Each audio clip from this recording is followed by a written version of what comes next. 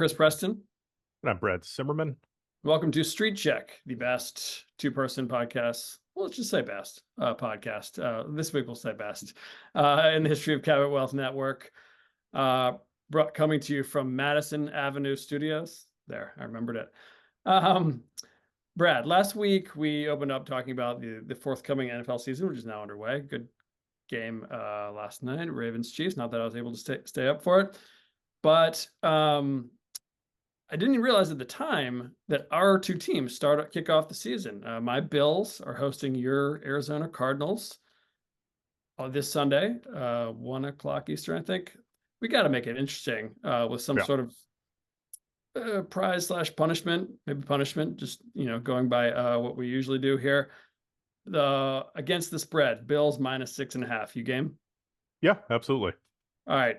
So I think we talked about, and sticking with our usual hot sauce punishment theme, that we go with the region. Basically, you would have hot Buffalo wings, Buffalo Right. Bills, if the Bills win against the spread.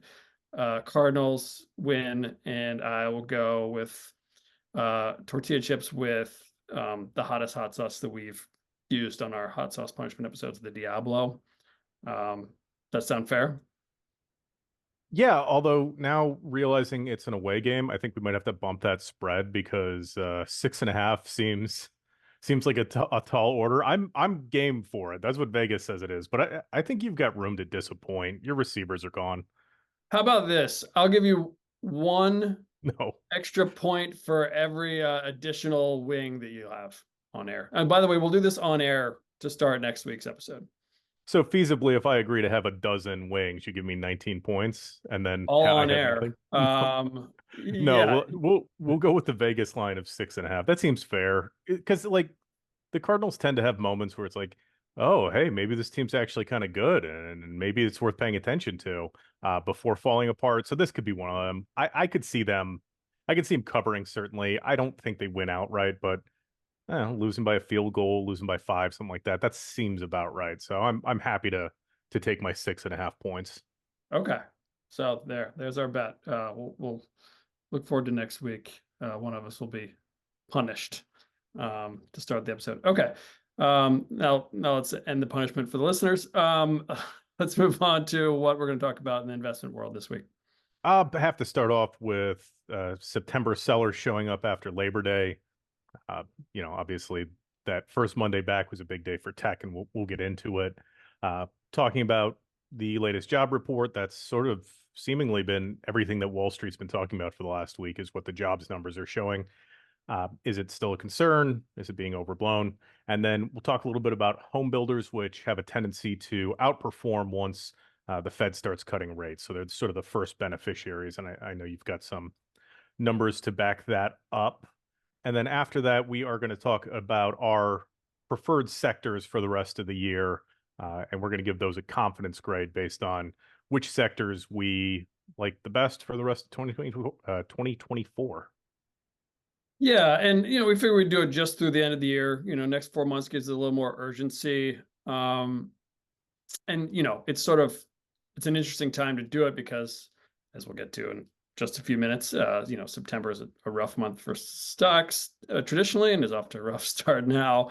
But could be light at the end of the tunnel come after the presidential election, which is normally what happens. So you're betting on what happens during those 4 months, good and bad. But before all that, we open up with the defend the take as usual. And Brad, you're up this week. Your take, for which you have 90 seconds to defend, is that while AI is grabbing all the headlines, the utility trade is getting a bit crowded. You have 90 seconds. Go. All right. So low key, while everybody's been talking about AI for the last year, year to date, the utility sector has been the best performing sector out of the S&P 500. It's returned like 21% versus 20% for, I believe, infotech. And in the last year, it's been the third best performing sector. The utility trade is already on the radar of the people that are buying right now, right? With rates coming down, there's a high likelihood that the yields that you're getting for utilities will overcome the rates that you're getting on cash and other fixed income assets once money starts sort of flowing back in that direction. Um, Looking at valuations, right now, utilities are trading at a 21.6 PE ratio. In the last 5 years, the average has been 19.5, so overvalued on the 5 year. In the last 10 years, it's been 18.05. It's overvalued there. And in the last 20 years, PE, the historical ratio for utilities, is 16.1%. The caveat with that 20-year historical average is that it includes a period in which rates were effectively were significantly higher than what they are now. So not that sort of near zero Fed rate that we've seen lately. So it devalues their yields a little bit because you could get better yields on cash and treasuries in the past. But I do think that there's still more room to run for them. Right now, utilities are offering a 3% yield versus an average of a 2.5% yield, which would imply as much as 20% upside for the sector just to normalize those Yeah. yields, especially if we get to a period where rates get down into like the threes. Okay. Almost hit the post. Yeah, just pulled up some stats while you're talking. XLU, utilities select sector, a spider fund ETF, up 21% year to date, which might surprise some people, outpacing the S&P. Um, yeah, I'm sure maybe this will come up when we do our confidence meter, sector confidence meter at the end, or maybe not. But yeah, it's just sort of doing what you want out of utilities this year, under the radar, but quietly solid. In a You don't associate utilities having a good year when in the middle of a bull market, but it's really indicative of the kind of bull market we've had. It's like the most stealth bull market and sort of unpopular is too strong a word, least celebrated bull market in a long time, which we talked about with Mike Santolo when he was on here last week. Utilities sort of leading the charge in the bull market. I mean, obviously AI and Magnificent Seven have actually led the charge, but in terms of like a whole Yeah. sector, utilities have kind of been, at least the steadiest performers, and that's kind of the bull market we've been in. Yeah, like the one thing I would caution is if you are looking at like, hey, I want to buy utilities now in case the economy is softening and I'm going to run to safety, you've already missed out on like Right. probably half the gains, maybe a little bit more than half, at least in the next like calendar year. Yeah. But there's still juice left in that. I've been stacking and investing in XLU for the last 6 months, the better part of the year, just as like a long-term holding. Hmm. Um, and when rates actually come down, I think there will be more traction. But I think in the short term, if you're like, hey, the economy is showing signs of weakness, my utilities are flat, it's like, yeah, that's kind of priced in. But if you're looking out to the next 2 to 3 years, I think you've still got some juice in there. Another 20% is, as I said, what it would take to sort of normalize the historical yield on utilities. Yeah. Last 6 months, you picked the right time. Good timing by you. That that and bonds. Like it's not flashy, but it's like, hey, I'm just No. going to tactically allocate to these two things that are going to benefit when the rate cuts hit, and Yeah. also Yeah. lose No, less there. I was texting with an investor friend, asking what's his portfolio look like. He was like, "Oh, I'm boring these days. I've got utilities, but also, the big name, Mag 7 type, a few big AI type stocks that are all very obvious." It's like, but that's the right play in this market. It's been a Yeah, boring bull market, so boring stocks are what have done well. Hopefully that changes. But for now, that's boring as won the day. And utilities, there's nothing more boring than utilities.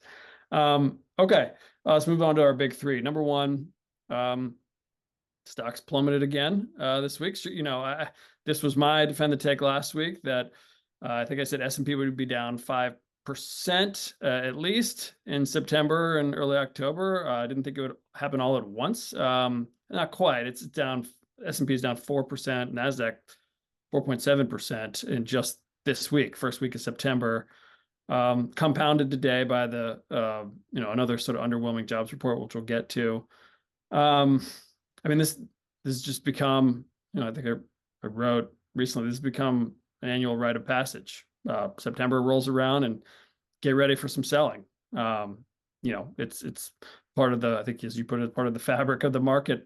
You just gotta, expect it. And my take was they would fall at least 5%, but would bounce back to new highs by Thanksgiving, which has done exactly that each of the last 4 years. Sticking to that. I guess maybe best to just get all the selling out of the way quickly. Maybe the low won't be in October like it was the last 4 years. Maybe it'll be earlier than that. But yeah, bad week for the market. Yeah, and most notably, and I mean, this is not the NVIDIA podcast, but the structure of the market is sort of forcing that. It's one of the three biggest companies in the market. It's a disproportionate share of the S&P. NVIDIA lost a Netflix worth of value this week, right? They lost a McDonald's on Tuesday, I should say, and they are now at the point where they've lost a Netflix in value. It's about $300 billion. Maybe a little bit more than that, depending on how today shakes out. But it very much feels like after their underwhelming earnings report, everybody came back from vacation and basically said, we've capitalized to the extent that we can on the selling picks and shovels AI trade. We're going to take profits on NVIDIA, and we're going to start taking profits on other AI beneficiaries as well. We're seeing it a little bit with Broadcom. Today, I believe they're down about 10%. They're another chip name.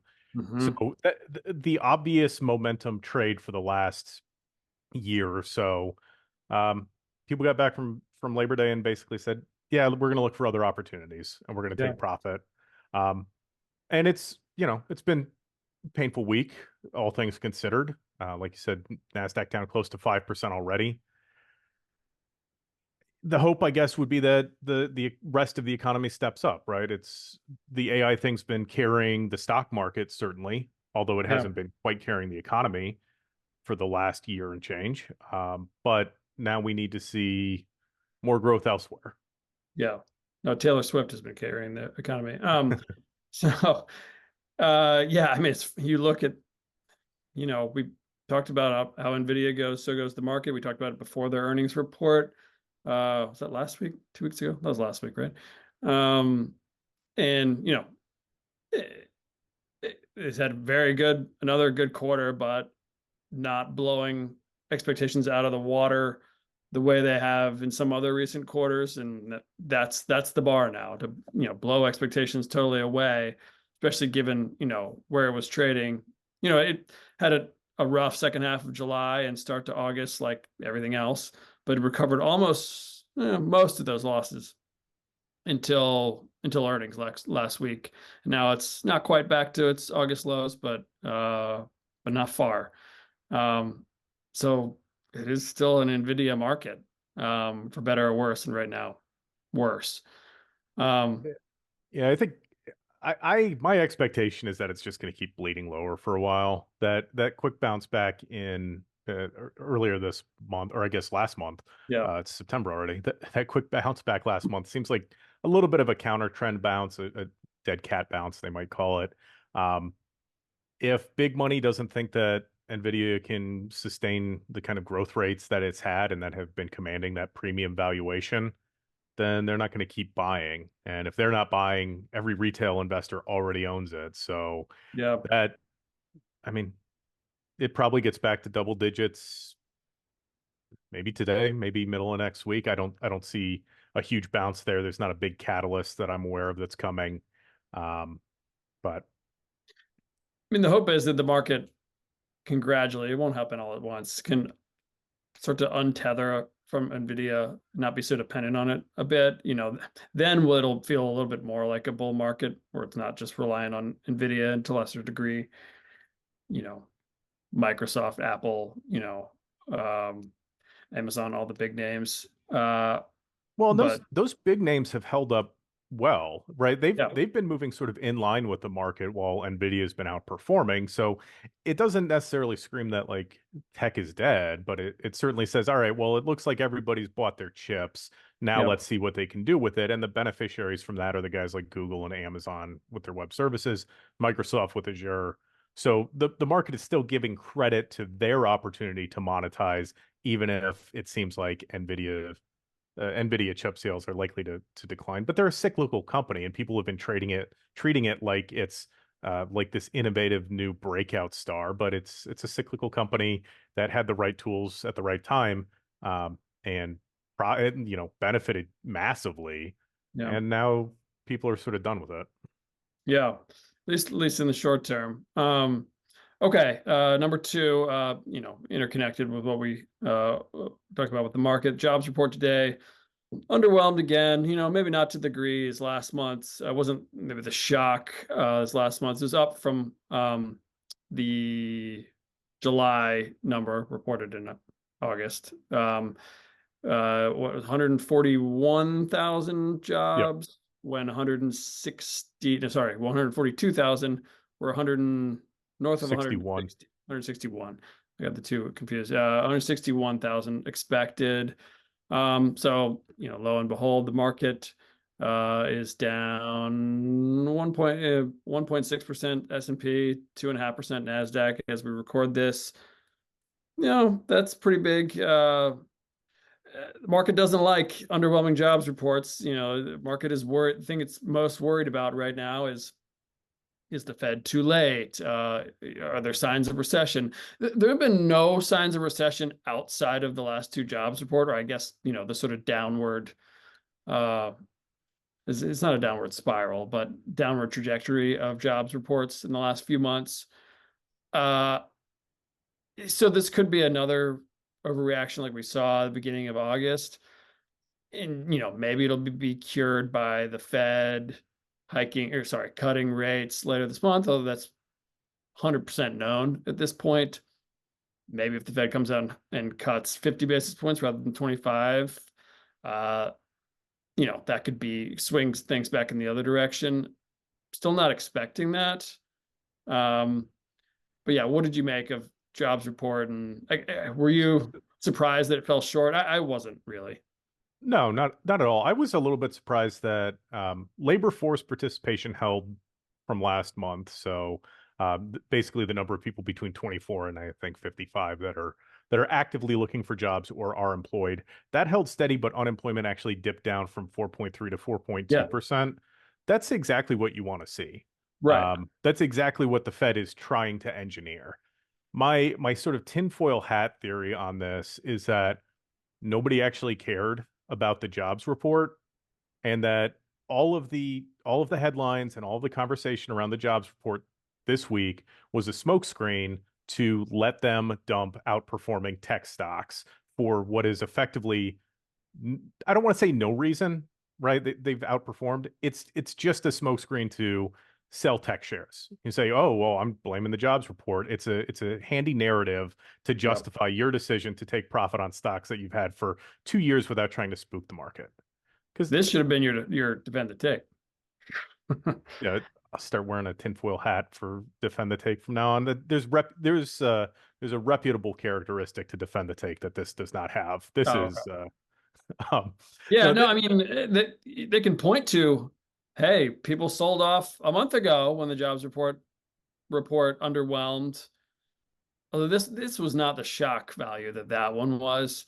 So but it's I could see it as being an excuse for selling out of because September's especially first week of September, as we saw the first day of September, is selling time on Wall Street, and this gives them cover for that. yeah, we were 19,000 jobs shy, but the unemployment rate dips down and labor participation is still strong. Like that's why the Nasdaq's down over 2% right now. No, no, it's profit taking is what it is. Because if all right, so if you're a big investor and you're looking to dump a big load of shares, the worst thing you can do is key other investors in on the idea that you are dumping shares, because then they're going to think, hey, what if I should dump shares? I'm not going to Yeah. be buying the right. Like that's the whole job of a market maker move when they're trying to move a big order is to provide liquidity without moving the share price. On a Right. larger scale, that's what the institutional buyers are trying to do. They are looking for liquidity without moving the share price too much. I think it's a smokescreen. I think it's BS. Nobody cared about these jobs numbers. They came in solid. They came in line with what the Fed is trying to do. They want a weaker labor market. Um, so I think next month jobs numbers will stop being a conversation. Nobody's going to talk about them, and the narrative will be Because the Fed will start cutting. that's exactly right. That's the narrative will be the Fed has started cutting already. The Fed's aware of the problem, so it'll be off everybody's radar. How many cuts? All right, this isn't our last episode before they start cutting. Second to last. How many cuts do we It's get 20, for the end of the year? they're cutting 25 basis points in September. They're not going to cut in November. They'll cut another 25 in December. It'll be 50 basis points of cuts this year. Agreed. Yeah, let me pull up the Yep. just pull up the odds because I think they'd gotten crazy. People were thinking 100 basis points at a certain point. Let me see. So, I mean, 27% still think 50 basis points in 2 weeks. Later this month, 73% just 25 basis points. So it's 100% think it is happening. It's going to happen. November. Wow. So more than 50%, nearly 70% of economists think that we're going to get at least 2 rate cuts by November. The 15% think not 3 rate cuts, but 75 basis points Yeah. by September or November. I'm with the 30% who are saying just 25 basis points by then. I had read that Citi recently put a big bet on getting 350 basis point cuts through the end of the year. Yeah. Um, I don't like unless there's like insider knowledge that I see nothing of and that I don't know that it exists, or like there are people meeting at the Build-A-Burger conference or like whatever, they're at the owl statue and they're all talking about how to move the economy and how it's so much weaker than everybody thinks. I don't see any pathway to 150 basis points of cuts this year. It seems absolutely out of character and unwarranted. These are the same banks who said, there's going to be 6 rate cuts. I mean, not exactly the same bank, but one of them, you always have to remind me which one. JP Morgan. JP. Sorry. Six cuts this year at the start of the year. Everyone was all but guaranteeing, pricing in 3 cuts, or I guess 75 basis points. It hasn't happened. We're still sitting here, and there's been 0, which there's going to be. I think we've been saying 2 rate cuts all year, pretty much, and I'm sticking to that.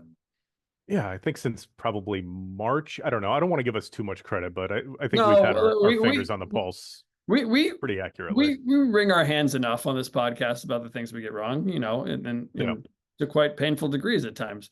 Uh, Fed, we've been mostly right. So yeah, let's stick to that. Okay, last up. So I wrote about home builders this week in my Cabot Value Investor newsletter. Home builders are usually, when the Fed starts to cut rates, they're usually the first to benefit. And there's reasons for that. But just the main thing here, let me pull up my issue. The main thing is that that's sort of where the ground level, literally the groundbreaking level. We're their new homes, housing starts are down to their lowest level since that's a few years. I don't have the number. Oh yeah. Since 2021, I believe. They came in at just 1.2 million units in the latest reported month. So the ITB, which is the home construction ETF, tracks the price of some of the biggest home builder stocks. Um, the last time you can't compare, now, when the Fed is going to start cutting rates to what happened when COVID hit, right? That's, No. I think I put it, that's like, it's not even apples to oranges, it's apples to eggplant parmesan.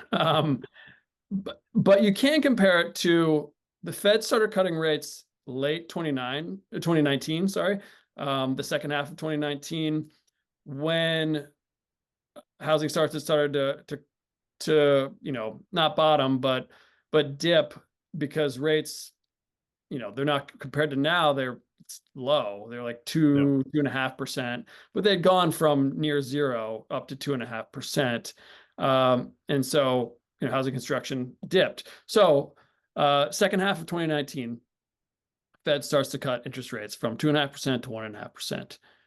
And housing starts went up, and home builder stocks, ITB, surged more than 64%, from, let's see, from December 2018, which was the housing start bottom, to February 2020, right before, COVID became a real factor globally. 64%, and that was more than double the 30% run up in the S&P over that same span. So, I think, while real estate as a whole might take some time, I think home builders will be the first thing to start to creep up. They're actually having a decent year, up, well, as of a couple of days ago, up 15%, probably a little less than that now. It's just below the S&P. But valuations are still pretty low, which is what I read about in my value letter. So I think housing home builder stocks are going to be the thing that get going first, or benefit first, when the Fed starts to cut rates. Yeah, I like it. There's a couple of factors that I think are supportive of that. One, I had mentioned this to you earlier. We're seeing a thaw in the housing market where owners who are locked into rates below like 6% in Q1 of 2022, that number 93% of homeowners were locked into rates below 6%. In I'm sorry, Q2 of 2022. In Q1 of this year, it was down to 86%. So people that have the golden handcuffs of super low rates are finally starting to either abandon those or to sort of move away from it, because it's much easier if you've got a rate at 4% to go to like 6.25 or 5 7/8 or whatever than it is to go to close to 7% or over 7%. Right. Like I mean, it very much depends sort of on where you're buying. The other factor that I think benefits home builders particularly is a very common promotion that a lot of the home builders have been doing is buying down rates, especially for like a short period of time, so like 1 to 3 years. Some have been buying them down indefinitely, where they'll permanently lower your rate. So they're essentially eating part of the cost of higher financing.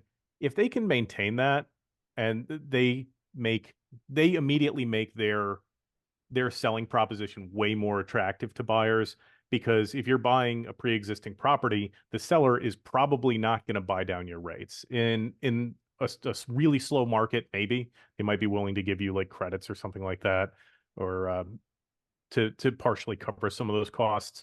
But in general, I think the new builders have a lot more flexibility and are of that mindset that, hey, we know the thing that's preventing people from moving and buying right now is rates. We're going to do what we can to address that. Um, so I don't know. I think you've got a good bull case there. Yeah, and I have a friend, in the industry, who works, co-founded a development company, that builds residential homes, in the single and multifamily homes in the Southeast. And he had some other reasons he really likes home builders that are, sort of more about the what home builders have become. They've become more profitable and higher rate of internal, revenue rates, because they've sort of become more like manufacturers, like car makers, Yeah. making a little bit more. What's the word I'm trying to think of? Not I can't think of it. I guess a little bit more nimble or lighter on their feet. Um, and so, that maybe sets them up for more success now than, possibly in the past. But like I just said, they doubled the market the last time the Fed cut rates in 2019, early 2020, before COVID sort of changed The everything. the one statistic from that survey about people that are locked in that I think is probably worth paying attention to, the largest cohort of respondents said that they're looking for rates below 5%. So that seems to be where the magic number is as far as really juicing the market and really bringing the housing market back to life. Is if we start seeing prevailing rates below 5%, or if you're looking at home builders, right? Like if you're debating between going out and buying like DHR or Pulte, if they're Yep. like, hey, we're persistently offering rate promotions below 5%, their sales numbers are probably going to be better. That seems to be the magic number. Yeah. And, for, I guess, for comparison's sake, the average mortgage rate ended 2018 um, when housing starts sort of bottomed, was 4.8%. And that dipped to 3.7%, thanks to the Fed. A year later, now we're starting at in the 6% range. So, that means potentially further to fall, but it'll take some time. It's not going to get below 5%, maybe even by the end of this year, Yeah. calendar year. Um, but, you know, uh, I think even just, 1% of rate cuts, 100 basis points in the next year could get it there. I think it's a good chance it'll get it below 5% mortgage Well, rates.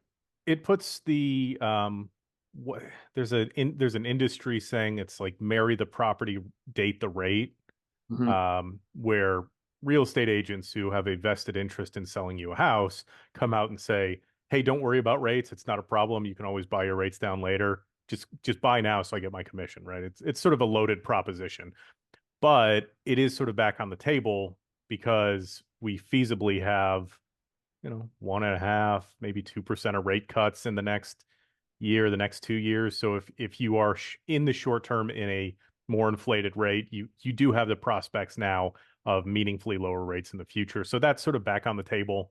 So even with sort of above 5% mortgage rates, I think you probably still see more stirring and more livelihood in the housing market. Yep. Okay, let's get to our featured segment, and that's sort of a new thing that we're going to do, a confidence meter, a sector confidence meter. It could be broad sector, a subsector, just a small niche of the market, a slice of the market. We're going to each list off three that we have. So I sort of saw it as this. One is highest confidence that we'll perform the best through the end of this year. So just in the next 4 months. And then number two is high. I don't want to say medium because there's no point in picking something you think will just, you know, go along with the market or worse. But maybe next highest confidence or high confidence, but maybe not the highest confidence we have. And then number three is each our lowest confidence, what we have no confidence in the rest of the year. And we just did rest of the year is only 4 months, but gives it more urgency and makes it more measurable for us, especially for if we get it wrong or right. I'll let you kick things off. What sector, subsector, whatever, or even stock do you have the highest confidence in through the rest of the year? I am going to go for my highest confidence pick, I'm going to go with energy. Of the 11 S&P 500 sectors, it is the only sector that's not grossly overvalued on a historical PE basis. Right now, Mm-hmm. the energy sector is trading at a 13 times price to earnings ratio. The the average ratio for the S&P 500 as a whole is uh 20. I can't find it right now. It's 20 something. But I mean, energy is the only thing that's sort of like based on valuation metrics is fairly valued Oil just dipped below $70 a barrel today. I'm not a big oil guy. Um, that said, like if I have to bet on what is an overvalued market that's been driven by tech normalizing, that means that the real economy has to step up. And if the real economy steps up, that means that energy stocks are going to benefit. So I'm going to go with energy as my number one overall pick, Okay. or my highest confidence pick. All right. Good pick. Um, okay. My number one is not it's a much more niche sector, but it's one that's been in the news a lot. And you see commercials of it everywhere. Weight loss stocks. On a valuation, I don't have the valuation argument that you have with energy, but I do have momentum on my side with them. I mean, we talk about how AI is maybe transitioned from, the AI fervor is kind of, at least the initial wave of it is kind of gone, which is part of what is hurting Nvidia right now. Um, and it's sort of transitioning to the reality phase. While the weight loss sector, this weight loss drugs. So I'm talking about companies like Eli Lilly, LLY, Novo Nordisk, NVO, and even Hims and Hers has gotten in there. Does a bunch of other things, but as do those other companies. But Hims had a big run up first half of the year based on getting into the weight loss drug game. It's since retreated quite a bit. But I think this is basically, I guess my premise is basically there's a new trend that people haven't gotten tired of. Um, it's not the all-encompassing trend that AI is. It's way more niche. I just mentioned basically three stocks that it sort of affects, but boy, of that, at least the two, Lilly and Novo Nordisk, Novo Nordisk makes Ozempic and Wegovy. Uh, Eli Lilly makes Zepbound and Manjaro. They become super mainstream and are clearly making money for the companies in a way, or getting, you wrote about ROI for AI and being sort of skeptical of that a week or so ago when we were talking about Nvidia's earnings. The ROI is there for these companies, at least for Lilly and Novo Nordisk. It's transformed their top and bottom lines, and in a way that's more measurable. So I think this is a more measurable catalyst than AI. And both these companies are gonna, all these companies are gonna report earnings one more time. I like that they pulled back, along with the market recently. They haven't let, you know, they haven't let me down for the last 2 years, Lilly and Novo Nordisk at least. I think they're going to bounce back and have a good, strong end of the year. Yeah, I mean, that's a natural sort of handoff. My second pick, my second highest conviction pick is healthcare. Um, Yeah. Yep. so before diving into healthcare, and there's a good reason for this, the PE ratio on the S&P 500 is 28.5. So that's highly overvalued. Um, Yeah. Healthcare as a sector has a PE ratio that is 34.7 right now. It's the highest deviation over its mean. So it's sort of the most overvalued sector. But like you said, we have this promising suite of weight loss drugs. We have a population that's getting a lot older. Um, I don't know that it's enough to prompt like a re-rate where we can just throw the old PEs out the window and throw the old valuations out the window. But it is also one of those things where, in the event that a recession is on the table, healthcare is a direct beneficiary. So I don't think I'm as bullish for this in a soft landing scenario. Although I guess a perfect soft landing where everybody is now spending hand over fist on weight loss drugs and stuff like that and Mhm. preventative care measures would still be very bullish for healthcare. This is more couched in the, hey, I'm not sure what's going to happen for the rest of the year. Nobody knows exactly. But in the event that things are softer than maybe I would expect from where we are right now, Healthcare, even though it's richly valued, will, I would expect, to hold up a little bit better because we've got 10,000 baby boomers retiring every day Yeah. or some number like that. We have a population that's just getting older. Baby boomer wealth is estimated to be around $80 trillion, a lot of which will go to healthcare, to senior care, stuff like that. So there's a lot of money that, no pockets in heaven, right? If you've got 2 million in your retirement portfolio and it's, hey, I need a home health aid to really enjoy the rest of the time I have, blow up the portfolio, I don't care, spend every penny. So there's a lot of money that can go into healthcare at a time when it will probably need to be spent. So I think there's a lot to insulate it from a big drawdown. I don't super love it in a bull market because of the rich valuation, but I think even if the market turns more bearish than it is now, I think it holds up. Yeah, I mean, if we were doing this exercise, what do you like the next 5, 10 years? Yeah. Tom Hutchinson, our dividend expert, has written about, he likes like a couple, like maybe two unstoppable trends. And one of them is, I think his top one is the aging of the population and therefore healthcare stocks. And he has a boatload of healthcare stocks, and most of which have done very well, uh, including Eli Lilly, in his portfolio. Um, and that's a trend that's not going to go away regardless of what's happening with the economy, regardless of what's happening in the world in the next 5, 10 years. As you said, as baby boomers age and need more healthcare. um There is one big risk that I feel like I can't not address yeah because we've got an election coming up in November. The Medicare for All thing has sort of started making its rounds again.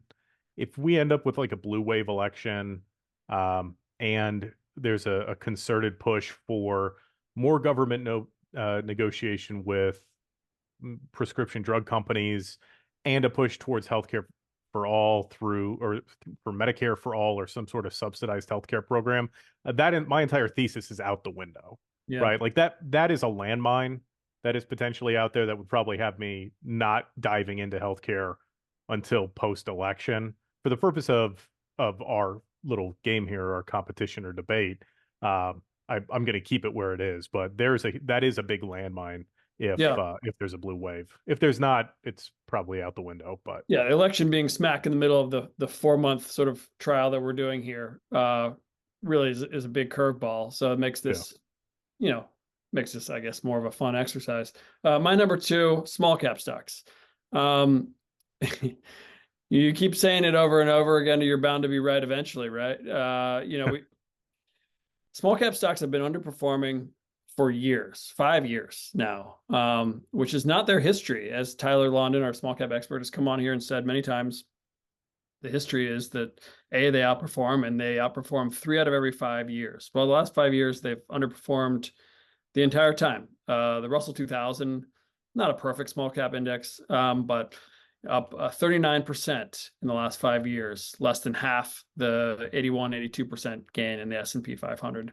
Small caps have underperformed large caps forever. But as Tyler's most looking forward to Fed starting to cut rates, because he says it's most bullish for small cap stocks or small cap companies.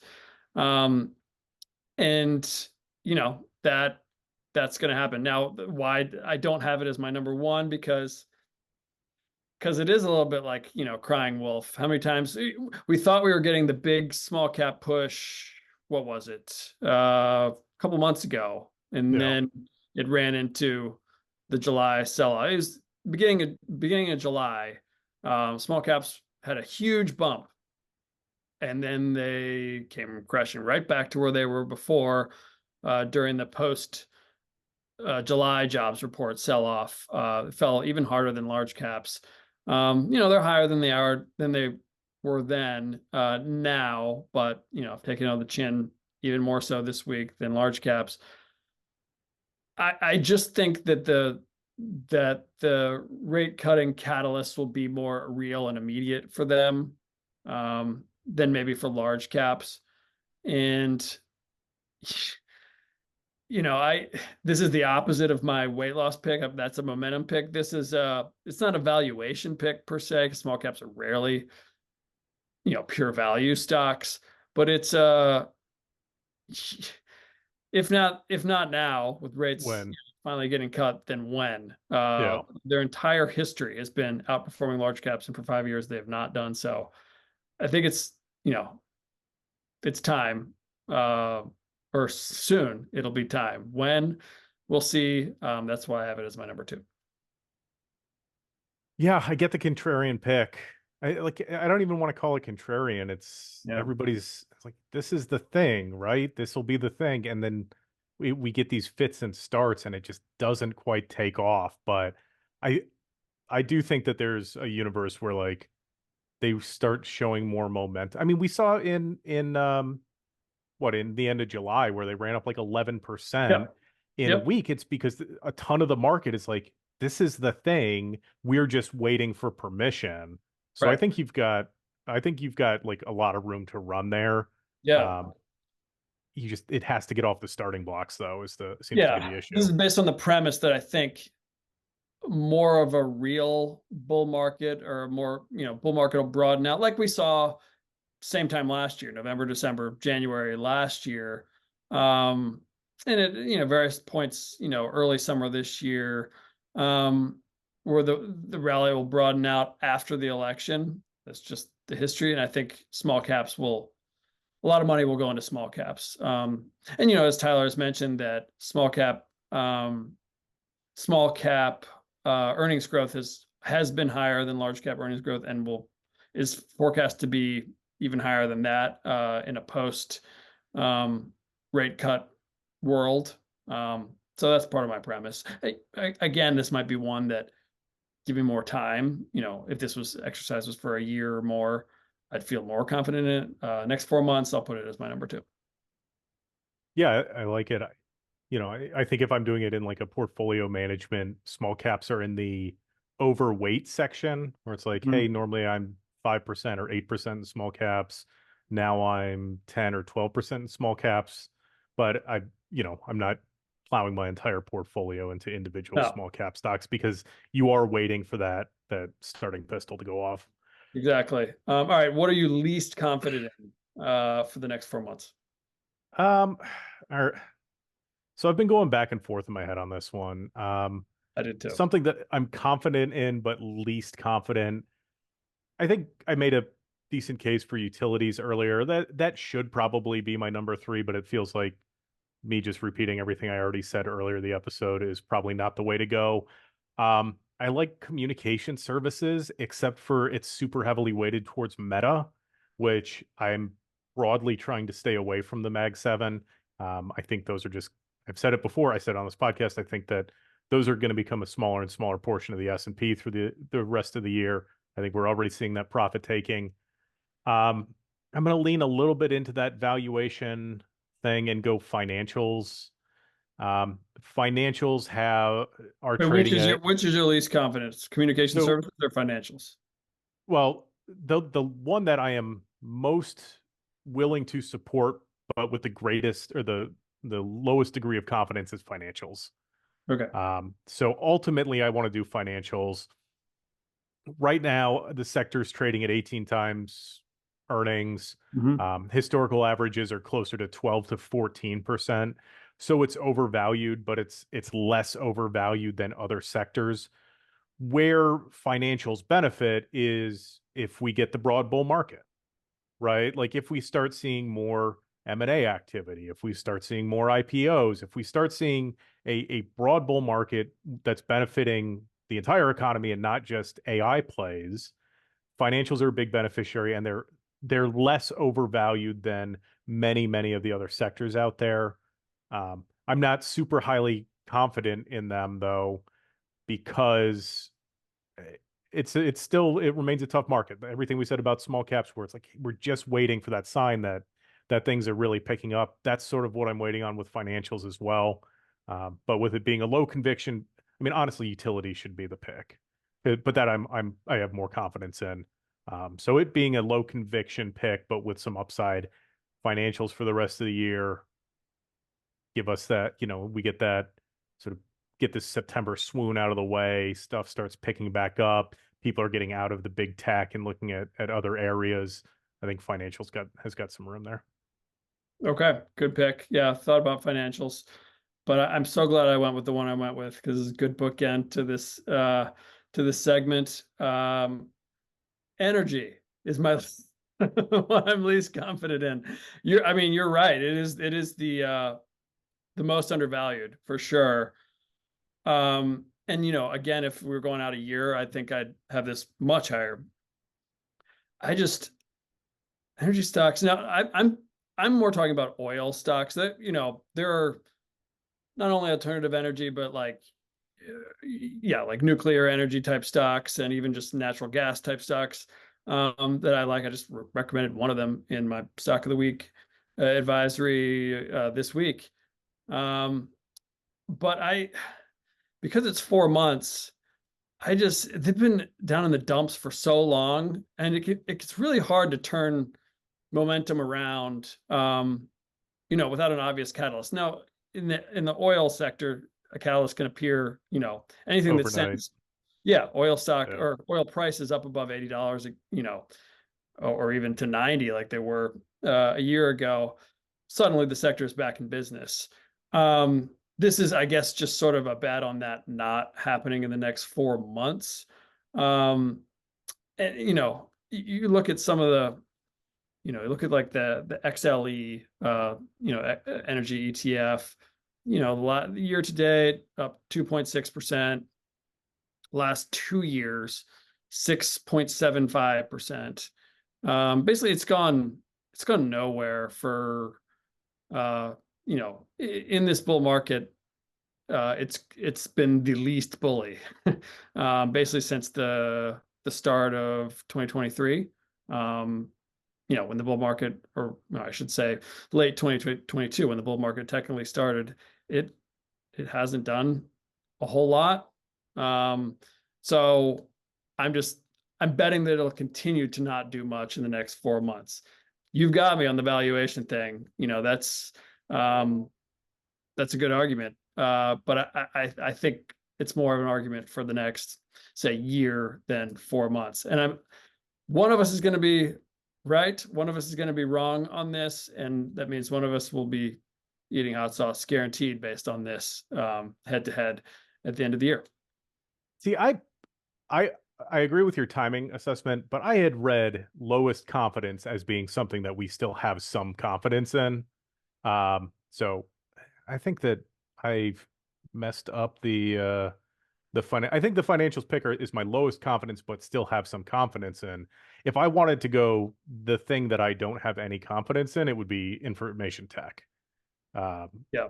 Yeah. I was that surprised you didn't go there. well, that You want misunderstanding to on my switch it part. out to infotech, financials to info? Um, yeah, like financials would be like my number if we were doing ranking it on like a out of the 11 sectors, that would be like my 5 or 6.